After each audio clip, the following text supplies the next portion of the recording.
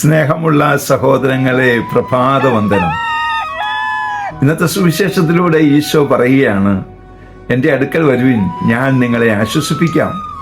അധ്വാനിക്കുന്നവരും ഭാരം ചുമക്കുന്നവരും എൻ്റെ അടുക്കൽ വരുവിൻ. ഈശോ അങ്ങനെ വിളിച്ചിട്ട് എന്താണ് നമ്മളോട് പറയുന്നത് അറിയോ?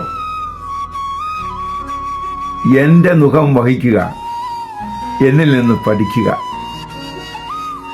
ഞാൻ എത്രയും എളിമയുള്ളവനാണെന്നും എത്രമാത്രം വിനീതനാണെന്നും നിങ്ങൾ തിരിച്ചറിയുക.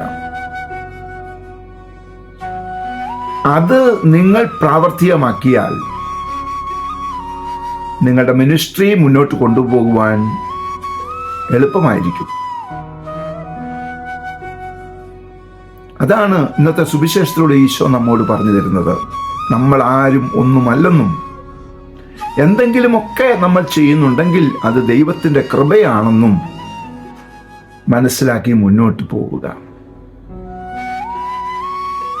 നമുക്ക് പ്രാർത്ഥിക്കാം. മനോഹരമായ പ്രാർത്ഥന. ഹൃദയശാന്തതയും എളിമയും എനിക്ക് നൽകണമേ. എളിമയുള്ള ഒരു ഹൃദയം നൽകി എന്നെ വളർത്തണമേ.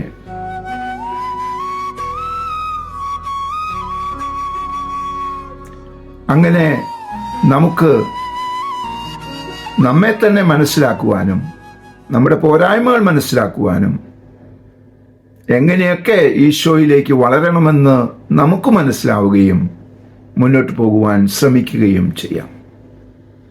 അതിനായി പ്രാർത്ഥിക്കാം. പരിശുദ്ധ അമ്മയെ സഹായിക്കണേ. വിശുദ്ധ യോസേപ്പ് പിതാവേ, ഞങ്ങൾക്ക് വേണ്ടി പ്രാർത്ഥിക്കണേ. പരിശുദ്ധാത്മാവേ, എഴുന്നള്ളി വരണേ. പരിശുദ്ധ പരമ ദിവ്യകാരുണ്യത്തിന് എന്നേരവും ആരാധനയും സ്തുതിയും പുകഴ്ചയും ഉണ്ടായിരിക്കട്ടെ. ആമേൻ.